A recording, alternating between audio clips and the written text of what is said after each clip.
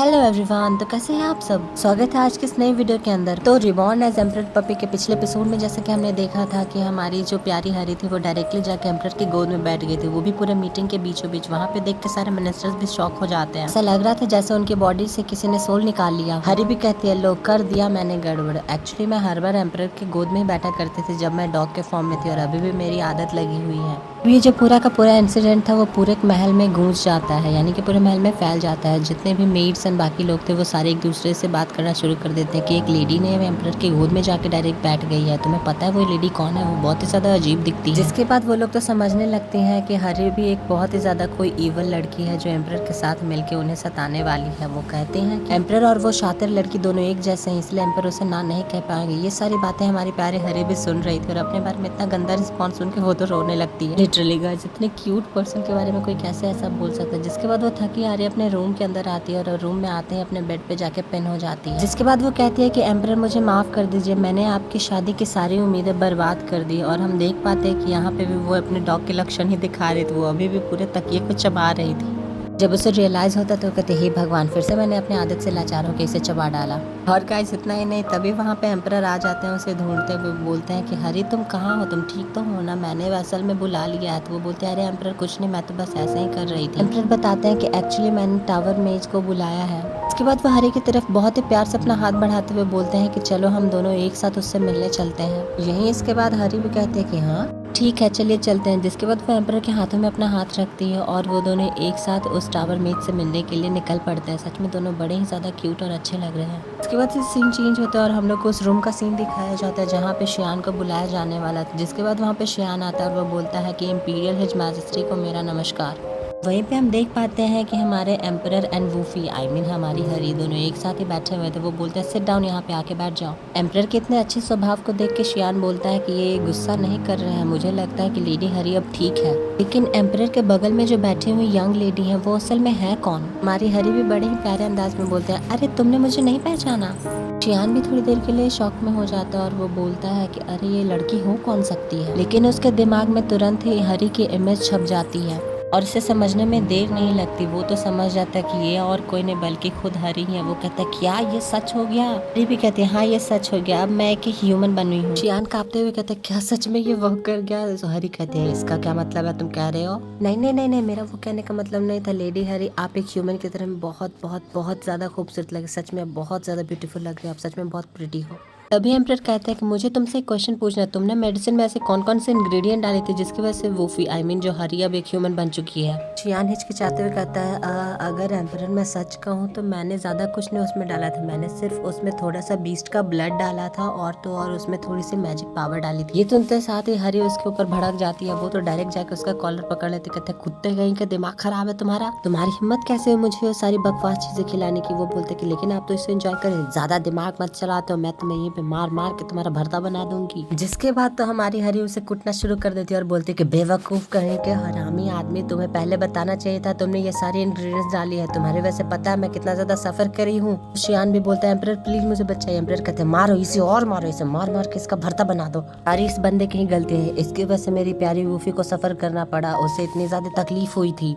जिसके बाद हरी उसे टॉन्ट मारते हुए बोलते हैं कि हाँ एम्परर तुम्हारे मास्टर है या मेरे? वो मेरे मास्टर है और तुम्हें मौत की सजा मिलेगी। जिसके बाद एम्परर अब उससे पूछते कि तो तुम अब मुझे डिटेल में बताओ कि वूफी हरी में कैसे ट्रांसफॉर्म हुई। शियान बोलता है कि मैं एग्जैक्टली तो इसके बारे में नहीं बता सकता, लेकिन जितना मुझे पता है उस हिसाब से मैं ये गेस कर पा रहा हूँ कि लेडी हरी जो है जब से उनका जन्म हुआ उन्हें रेगुलर फूड की जगह उन्हें हमेशा मैजिक पावर से फीड किया गया है, और जिस कारण से उनके अंदर भी एक प्योर एनर्जी का फ्लो है जैसा एक न्यू बॉर्न बेबी के अंदर होता है, और एक ऐसी बॉडी जिसके अंदर 20 ब्लड मैजिक और ओवरडोज है, जिसके कारण से मिसेस हरी जो है वो एक ह्यूमन में ट्रांसफॉर्म हो चुकी है। हरी उससे पूछते कि तो तुम मुझे बचाओ, क्या ये कोई लक था या फिर बहुत सारी चीजों का एक्सपेरिमेंट? एम्परर चलिए इसके लिए शेड्यूल किया जाता है, इसका सर कल ही कलम करवा देना चाहिए, जितना जल्दी हो उतना ज्यादा बेटर हो। एम्परर भी सर हिलाते हुए हामी भरते हैं। शियान की हालत और खराब थी। तभी वहाँ पे कोई आती है और वो आवाज लगाते हुए बोलते हैं कि हरी तुम ठीक तो हो ना? असल में हमें पता चलती है और कोई नहीं बल्कि हमारी हाइनेस प्रिंसेस ब्रिलिया है। वो बहुत ही ज्यादा चिंतित होकर इस तरफ आ रही थी। बातें के साथ ही डायरेक्ट हमारी ह्यूमन हैरी से पूछ लेती है कि हैरी तुम ठीक तो हो ना, तुमने बताया था कि तुम पेन में हो। इसके ऊपर से हैरी सवाल पूछते हुए बोलते हैं कि ब्रिलिया तुम्हें किसने बताया कि मैं ही हैरी हूँ, तुम्हें कब से पता। इसके बाद प्रिंसेस भी बताती है कि मुझे किसी से जानने की कोई जरूरत नहीं है, मैं देख के ही बता सकती हूँ कि तुम ही हैरी हो। भले ही तुम अब एक ह्यूमन हो लेकिन तुम्हारी वही जो सॉफ्ट हेयर और जो प्यारी सी आवाज थी वही है। ये सुन के तो हैरी भी बहुत ज्यादा शॉक्ड हो जाती है और वो उससे बहुत जोर से गले लग लेते हैं। बोलते प्रिंसेस ब्रिलिया मैंने आपको बहुत मिस किया। दोनों की इतनी अच्छी फ्रेंडशिप को देख के एम्परर भी मुंह बना रहे हैं। इसके बाद प्रिंसेस ब्रिलिया की नजर पड़ती है तो वो पूछते हैं कि अरे शियान यहाँ पे क्या कर रहा है और इसकी हालत इस तरह से कैसे हुई है। हैरी बताते हैं कि मैंने अभी इसे बहुत अच्छे से कूटा है। अब ये सुन के तो किसी को डांटना चाहिए लेकिन प्रिंसेस ब्रिलिया इसकी तारीफ करते हुए बोलते हैं कि वाह हैरी तुम मेरी ही हैरी हो सकती हो, शियान को पीटना ये बहुत ही ज्यादा अच्छा किया तुमने। वहीं पे शियान मुंह बनाते हुए बोलते हैं कि ब्रिलिया ये कितना रूड तरह से तुम मेरे बारे में बात कर रहे हो। तभी हैरी बोलते हैं कि अरे तुम मुंह क्यों बना रहे हो, मैंने तुम्हारे बारे में जो बोला कि तुम्हारा सर कलम कर दिया जाएगा ये बस झूठ था। एम्परर भी कहते क्या एक झूठ, अरे नहीं मैंने तो सच में इसका कल सर कलम करने के लिए कल ही का दिन शेड्यूल किया है। ये सुन के तो प्रिंसेस ब्रिलिया इमोशनल होते हुए रोते हुए कहते शियान तुमने जो कुछ भी हमारे लिए किया मैं उसके लिए बहुत ही ज्यादा तुम्हारे शुक्रगुजार हूँ। अरे मैं सच नहीं कहा था, अब क्या करूँ मैं, मेरी वजह से किसी निर्दोष बंदे का अब सर कलम कर दिया जाएगा, वो मरने वाला है। इसके बाद एम्परर बोलता है कि अरे वूफी तुमने ही तो कहा था कि तुमने इसका सर कलम करना है कल के दिन। वो बोलते अरे ये तो बस मैंने एक जोक मारा था, मैंने झूठ कहा था, मैं शियान को क्यों किल करूंगी। एम्परर वापस से भड़क जाते हैं और वो बोलते हैं इस बंदे ने अपनी सेल्फिशनेस के लिए मेरी सबसे ज्यादा प्रीशियस वूफी के ऊपर एक्सपेरिमेंट्स किए, इसे तो मरना ही डिजर्व करना चाहिए। हैरी भी परेशान हो जाती है और वो बोलते हैं कि अगर सब कुछ इसी तरह से चलता रहा तो कल शियान मर जाएगा। इसके बाद उसके दिमाग में कुछ आइडिया आता है और वो अपने कपड़ों को उठाते हुए दौड़ते हुए बोलते हैं कि एम्परर। जिसके बाद वो एम्परर के बहुत ही ज्यादा क्लोज पहुंच जाती है। एम्परर के भी दिल की धड़कनें जोर जोर से धड़कने लगी थी। एम्परर अब तो मैं एक ह्यूमन बन चुकी हूँ और सारी चीजें ठीक है तो शियान को मारने की कोई जरूरत नहीं है। क्या मैं एक ह्यूमन बन चुकी हूँ, क्या ये आपके लिए इनफ नहीं है जो आप उसे किल करने वाले हो। ये इश्क है। मेरा कहने का मतलब कि एम्परर भी अब वूफी को देखते ही रह जाते हैं। अभी हैरी उनका ध्यान वापस खींचते हुए बोलते हैं कि योर मैजेस्टी आप ठीक तो है ना, आप क्या बोल रहे थे।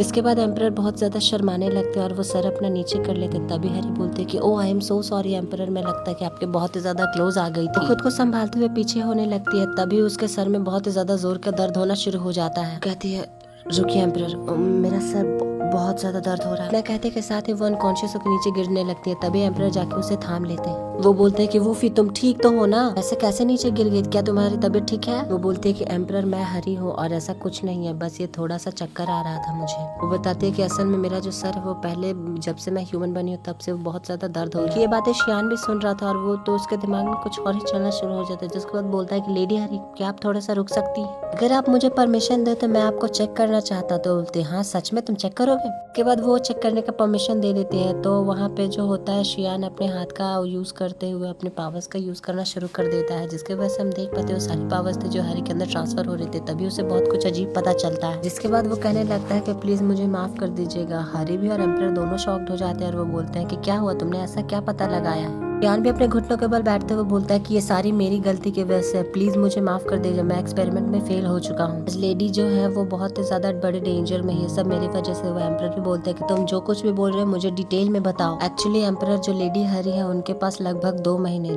नहीं 2 महीने कतई नहीं, सिर्फ 1 महीना ही बचा है जीने के लिए। ये सुन के तो हैरी और ज्यादा कम्प्लीटली ब्लैंक हो जाती है। गाइस ये बात सच में बहुत ही ज्यादा शॉकिंग थी क्योंकि हमारी मेन कैरेक्टर अभी एक ह्यूमन में ट्रांसफॉर्म हुई है लेकिन इसकी लाइफ सिर्फ 1 महीने की बची। पूरे के पूरे पैलेस में ये बात पता चल जाती है और ये सच में बहुत ही ज्यादा दुखद बात होती है। यहाँ पे प्रिंसेस ब्रिलिया, एम्परर और तीनों एक साथ बैठ के इसी बात के ऊपर डिस्कस कर रहे थे कि हैरी के पास सिर्फ जीने के लिए 1 मंथ ही बचा हुआ है। इसके बाद प्रिंसेस कहते हैं कि हैरी एक ह्यूमन बनने के लिए कितनी ज्यादा उतावली थी, कितनी ज्यादा उत्सुक थी, लेकिन अब ह्यूमन बनने के बाद उसके पास सिर्फ 1 महीने का ही वक्त बचा है। कितना दुखद है ये। एम्परर तभी वहाँ पे चिल्लाते हुए बोलते हैं ऐसा कुछ नहीं होने वाला है, मेरी वूफी नहीं मरेगी। जो प्रॉब्लम है ये एक मैजिकल और एक्सपेरिमेंटल प्रॉब्लम है तो ये नॉर्मल तरह से ठीक नहीं हो सकता। तो ठीक है, इसके लिए मैं पूरे मैजिक टावर के जितने भी मेज हैं उन सबको काम पे लगा दूंगा, लेकिन मैं अपनी प्यारी वूफी को मरने तो नहीं दूंगा।